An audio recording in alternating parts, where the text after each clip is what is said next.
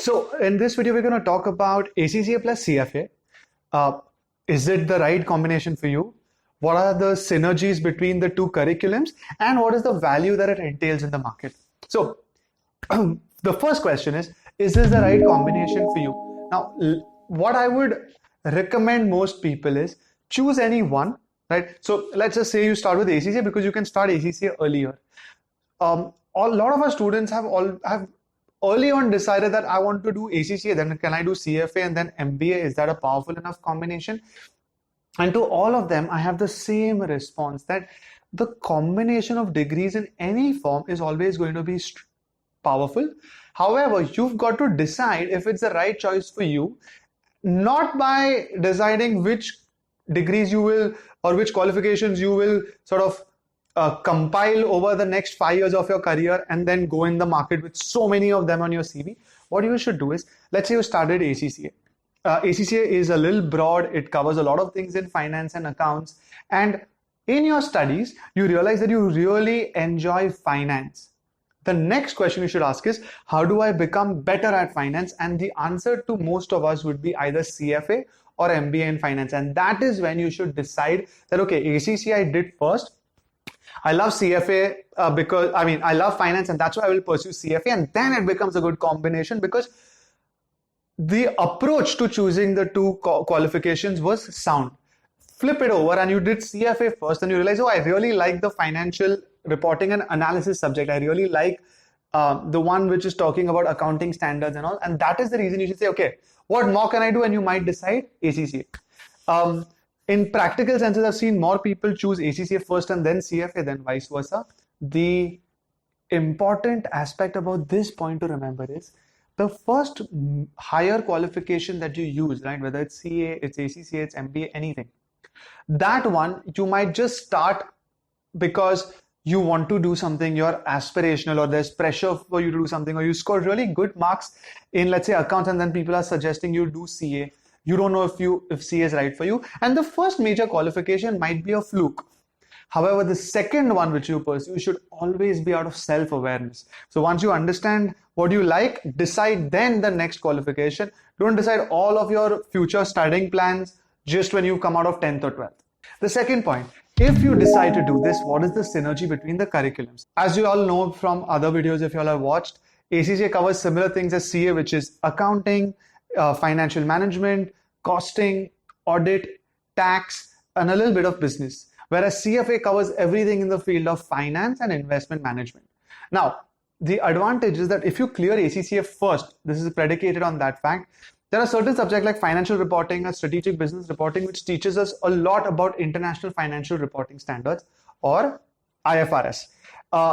The financial management paper and the advanced financial management paper teaches us about overall, obviously financial management, but also in depth about corporate finance, investment appraisal, etc. Now, all of this comes in CFA. In CFA, in fact, in level 1, the paper with the subject with the highest weightage, or one of the highest weightages, is FRA, which covers the same thing that you covered in ACCA in financial reporting and strategic business reporting. It covers accounting standards, international accounting standards, and within that, IFRS. Similarly, your financial management subjects are also taught once again in CFA. So I think a good 40%, if I'm not wrong, of CFA level 1 gets covered through your ACCA. Level 2, level 3, of course, specialize more in portfolio management and advanced finance strategic subjects, which are only taken up in ACCA if you reach the higher level.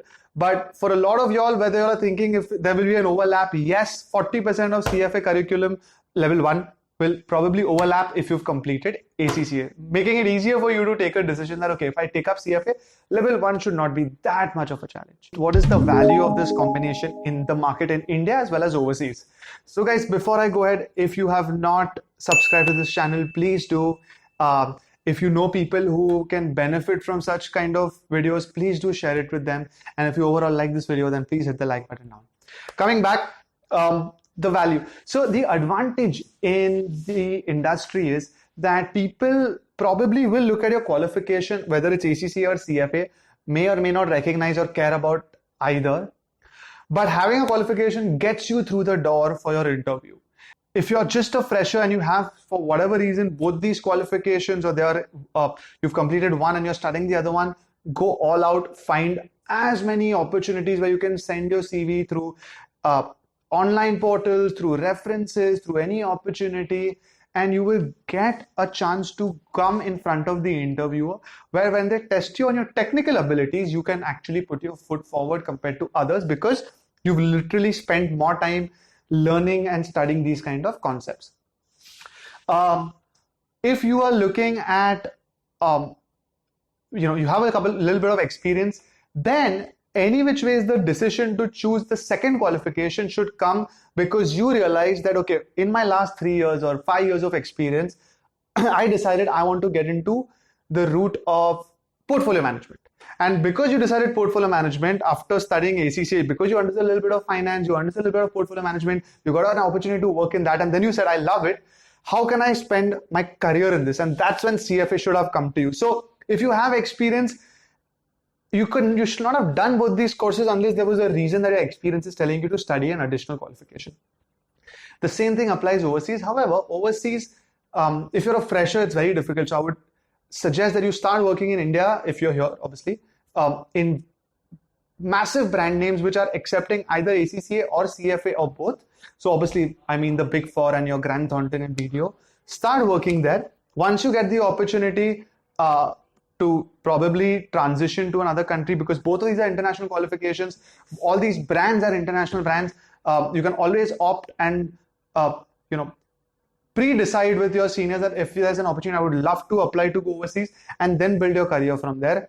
Otherwise, people take another hack where they study MBA from another country. So that is, you will have ACCA plus CFA plus MBA, which I do not recommend if your goal is to go overseas.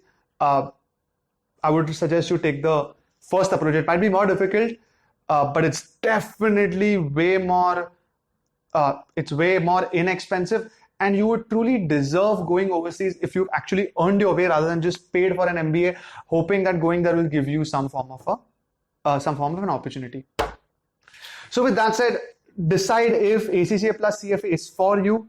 If it is for you, then there is an advantage because level 1 of CFA overlaps with ACCA curriculum, and the value ideally should come by getting your foot through the door in front of the interviewer, showing him or her that all your past studies have actually culminated into you becoming better than peers, or trying to go overseas by combining these two international qualifications, getting 3-5 years experience in an international brand, and then opting to go on any project that gives you a pass to go overseas.